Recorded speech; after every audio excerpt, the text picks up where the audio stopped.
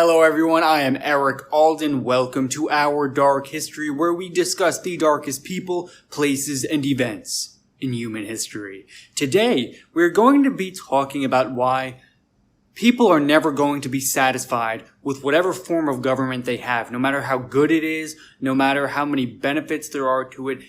People are always going to find something to complain about with it.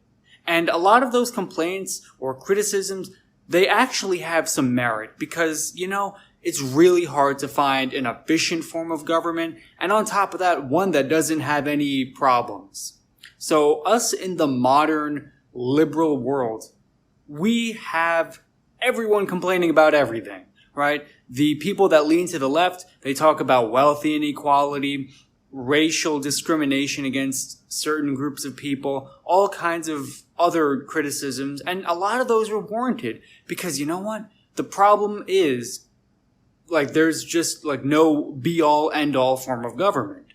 It's really a kind of process that you need to be able to slowly and gradually improve upon. And this isn't just specific to liberalism or Western democracy or, whatever it is you want to call what we have today. But, if you think back to, communism, right? The most staunch anti-communists were people who lived under communism. And part of this is just the grass is always greener on the other side. People will always find something to complain about with the government they live under. Whether that is communism or fascism or Nazism or liberalism and anything in between. There's always going to be problems and people are always going to complain about those problems. And the really interesting part about it all is that there's actually an evolutionary basis for why people are like this. People are always going to find something to criticize, condemn, or complain about because it's in our nature to do so. It's in our DNA. It's not going away. And no matter how good or proficient or benevolent the government we have is, we are always going to be able to find some kind of flaw, some kind of problem. And we're going to take on those flaws as, like a political cause. People are going to rally around trying to fix whatever issue that exists. So when you really think about it from an evolutionary perspective, the people who were able to be content, they just died out, right? Because we always need and want more. There's always a level of uncertainty in the future. Now, an example I think really that demonstrates this point really well is you got to think about two different tribes of people. So one tribe, they go out, let's say they kill one deer and they stop hunting for the rest of the day and they just enjoy that deer, right? They're happy with what they got and they don't really strive to get more. Now you compare that to tribe number 2. Tribe number 2, they do everything they can to get as many deer as possible. All day they're out hunting. Maybe they come back with 5 deer, right? They're going to be a lot better off than that other tribe because they have a surplus. They have extra food. So maybe the next day,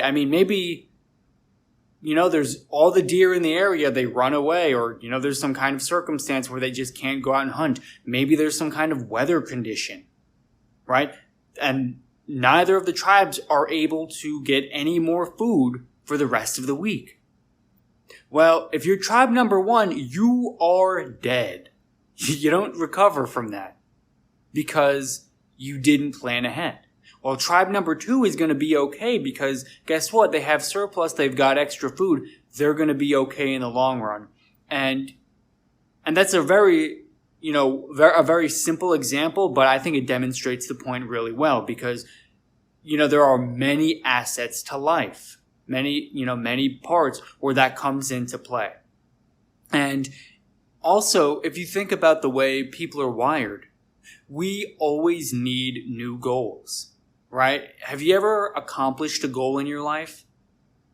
Maybe you graduated high school. Maybe you achieved something really great. Maybe you got the approval of, your grandfather who's always been kind of disappointed in you. Well, after achieving that goal, it wasn't pure benevolence and happiness for the rest of time. It's like you get that goal and then your brain gets used to it and then you're like, okay, well, what now? Well, I need more goals. Because if you reach a certain level of success and then you just plateau, it makes you bored. No one wants to get to that plateau and just stay stagnant. I mean, even people that are very successful and wealthy and powerful and all these other things, even they still have goals that they want to do. Now, they might be different from the kind of goals that regular people like us might have. But really, I mean, Jeff Bezos, he still needs goals to aspire to get done when he wakes up. If he just like sits around like, oh, well, I'm Jeff Bezos and you know, sits around and strokes his, you know, $100 bills all day long. I mean, it might be like fun for like maybe 30 minutes, but like sooner or later, he's going to get bored of that because your brain adapts, you know, and if you've ever gone through a big transformation in your life, it really can demonstrate this point exactly. A lot of poor people, when they move up in the social ladder, you know, whatever way they did it, they eventually adapted. They eventually adapt, and it just becomes the norm. And it's something that's very important to understand because it also applies to government. We are living in the best time ever for ordinary people. We have more wealth than ever before. We have more freedom to do what we want. I mean, if you really have some kind of goal or passion or some kind of cause you want to take up, today is the best time to be alive to do that because no other point in history allowed you to really have this much control of your own destiny. If you think that there is a problem with government, you can educate yourself, work hard, go to law school, become a politician, and work your way up and fix the system if you really want to. Now, of course, you know, I'm not saying it's easy. It is definitely hard, and certain people are born in very bad positions, and I'm not trying to take away from that. But I think on average, more people today have it better off than ever before. I mean, compare it to like the Middle Ages, right? If you were born a poor serf and, you know, you're basically the property of some landowner, it doesn't matter what you do, you are always going to be in that position. Zero social mobility. And the reason that we have gotten accustomed to what we have today, and, you know, I mean, it's like a big step up historically speaking, but, you know, again, we still find things to complain about. We've just gotten used to it. It's just part of life. And this really gets to this big idea that we just can't settle. We can't settle. Things have to continually be changing. And this especially applies to politics. So what I actually think is really interesting, though, and it's something I talk a lot about on this channel, are the political extremists. Because there is some truth to every political extreme position. There is some truth to it. You can't sell people on an outright lie.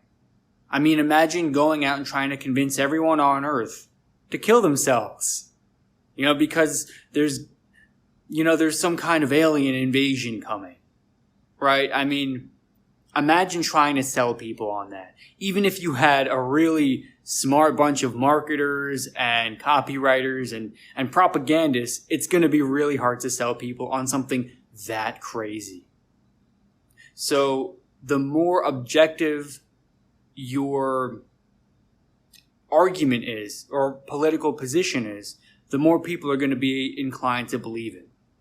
And when you really look at it, there's actually a biological basis for your political positions. So if, like, let's say for an example, you are born into a Republican family, everyone's very right-leaning. Let's say all your friends are Republicans, all of them vote Republican, and then you go and become a cop. A very right-leaning position. You are almost inevitably going to be a Republican or someone that leans to the right in general. And this is just like the way it goes. You are kind of born in those positions. And while you definitely choose your friend and, you know, you can stay in contact with your family and you definitely choose your career, like that's all true. but it's also like there was a certain inevitability with it because you were born into that certain position. People probably pushed you. And I mean, the people around you play a very important role in your life, the decisions, your life outlook. I mean, your world view. The people you talk to, man, it really plays a big role. It really plays a big role. If you're around a bunch of negative, pessimistic people and all they do is complain and they're very whiny and, you know, the defeatist type, you are going to adopt that. It's going to sink into your brain, whether you want it or not. So be very careful about the kind of people you have in your life. But when people are biologically wired to lean one way or the other, it also makes them susceptible to certain political extremist positions. Right? I think the best example for this is Germany during World War II. Germany, like any other country, it's like when you have a certain level of stability and everything is going okay, everything just kind of works well. There's going to be some people that lean to the right, some people that lean to the left, and in the end, it balances itself out. No one group of people has too much power. Now, it's not until you get something like World War I, totally destabilizes everything. There was inflation. There was literally a new form of government.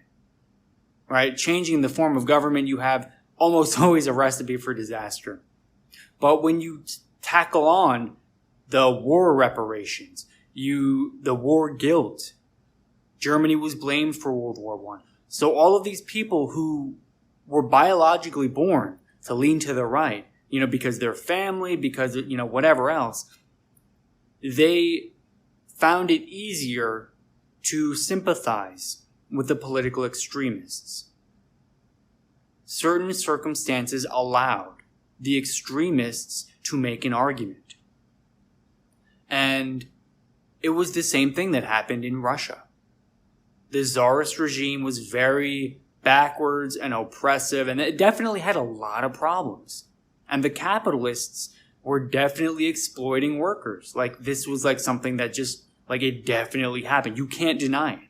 You cannot deny it. And with that objective reality behind them, the communists were able to really make a solid argument. They were like, well, you're going to be oppressed forever by these capitalists and these czarists. If you don't, you know, jump on board with us, you're going to suffer under their hoopla for the rest of time. And a lot of people bought into it. A lot of people bought into it. And as we can see, I mean, political extremist position, they tend not to create the best forms of government. You know, whether it was Nazi Germany, Stalinist Russia, like, these are not places anyone really wanted to go to. There was a lot more people fleeing than going to these places. So I think that's kind of a lesson in, you know, just the way political extremists operate in general. And then when you really start to think about it, how did these extremist forms of government stay in power for as long as they did? I mean, the USSR, as crazy as a worldview as those communists had, I mean, they were in power for almost 100 years. Almost 100 years. And you ask yourself, how were they able to do that? Well, it's because the people who had criticism of communism and the USSR as a government, well, they were sent to the Gulag. Look at Alexander Solzhenitsyn. I mean, the dude had some very small criticisms of the USSR, and they sent him to the Gulag, and like, that was that.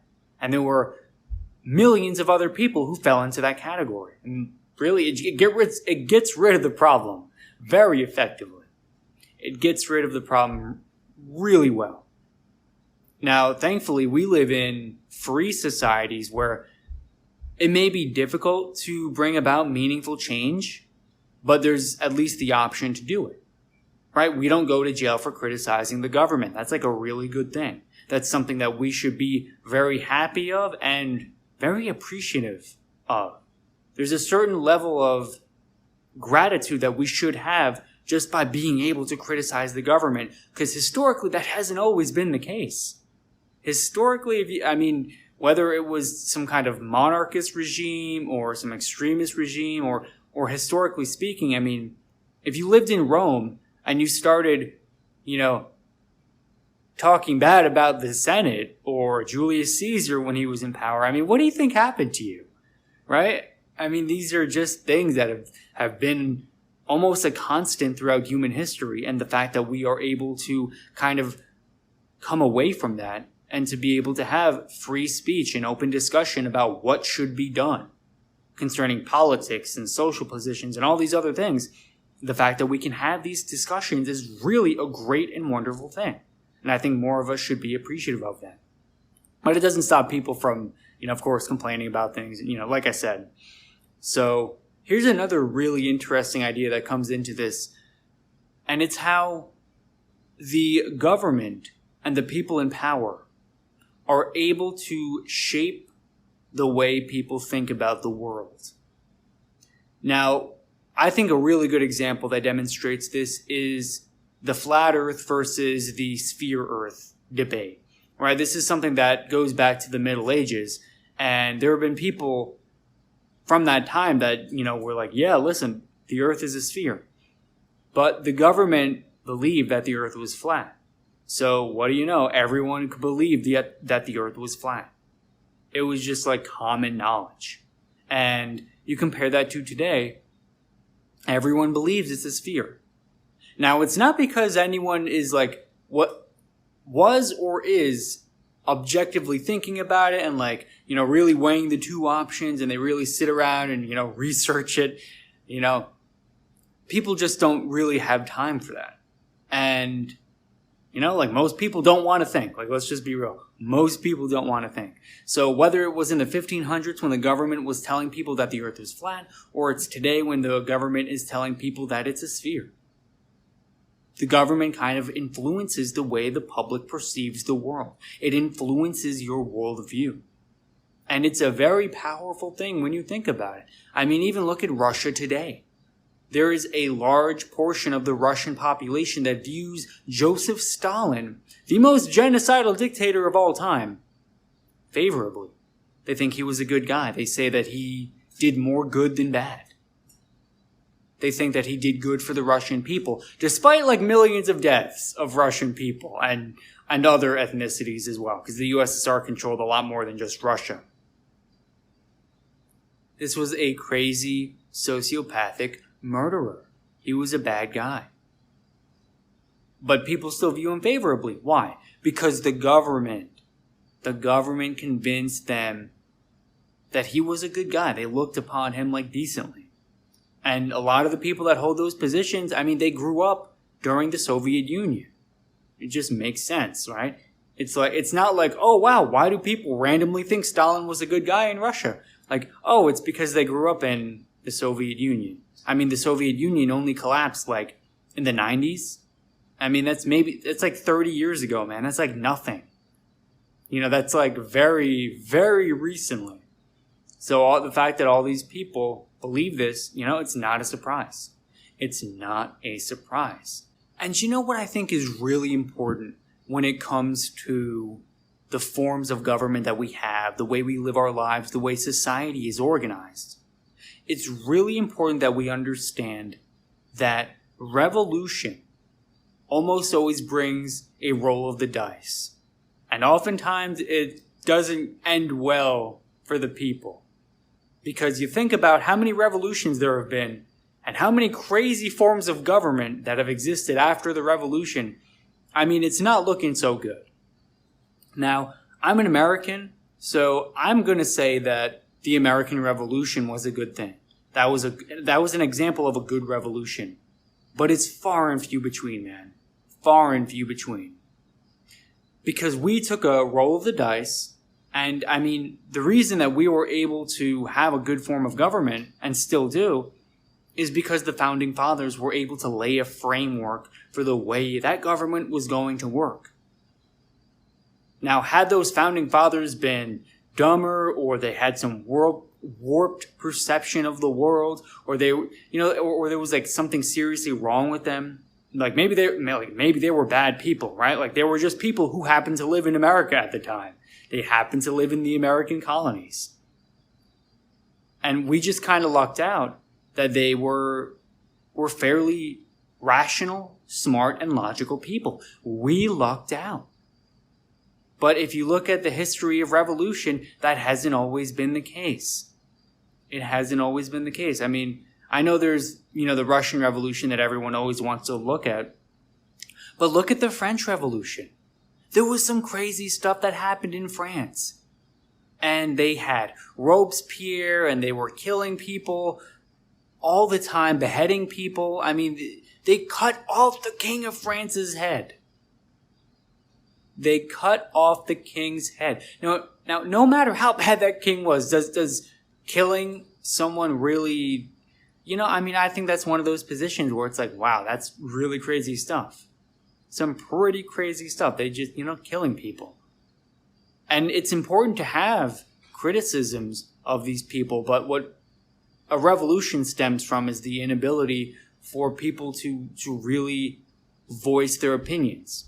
And again, thankfully, we live in a free enough world where we can have some kind of say. We can make some kind of impact because, historically it hasn't always been the case. But really, I think the best way to bring about meaningful and positive change for the genuine and objective good, right? Like not just for, whatever political or ideological camp you fall into. Because we all have our own warped perceptions of the world. We all do. Don't deny it. You do too. But the way to bring about really good and genuinely positive change is it's really just about being able to participate in government, being able to guarantee more individual liberties to people. And it's about gradual reformation. Small changes over a long period of time. And it's not as fun or fantastic as some glorious revolution, because a lot of people want to make revolution out to be like this wonderful thing. And sometimes it is, right? Again, go back to the American Revolution. They lucked out there. Most people don't luck out in revolution. They just don't. More often than not, you end up with a Joseph Stalin and not a Thomas Jefferson. You get a Vladimir Lenin, not a George Washington. You get an Adolf Hitler, right? It's just the way revolution goes. It's the way political extremism goes. Because whenever you bring revolution into the equation, you create the opportunity for extremists and radicals to really push their message and to take over the government. Even if it's not a large portion of the population that buys into the political extremism, you still create the opportunity. Not a lot of people in Russia were communists. Not a lot of people really believed in that. It was really only a small, very radical portion of the population that bought into it. But guess what? They won the Russian Revolutionary War. They won. And really, this is the big takeaway for this video. No matter the problems that the current government faces, no matter its inefficiencies, the immoral practices that go on, gradual, small change is the way to go. It is better to be a reformer than a revolutionary. It is better to change one small important part of the government or maybe a law than it is to throw a revolution. Because when you have a revolution, you're not sure if you're going to end up with a Napoleon or a Stalin or a George Washington. Thank you so much. I hope you guys enjoyed this. Be sure to follow the podcast, the YouTube channel, and sign up to the newsletter. You will get updates because there's so many different projects going on with Our Dark History, whether it's a new podcast episode or a BIOCAST, or I even have a book in the work, a couple of documentaries. So be sure to sign up to the newsletter because there's a lot of really, really interesting stuff. And I think you guys are really going to love it. Thank you so much. And I will see you in the next one. Peace out.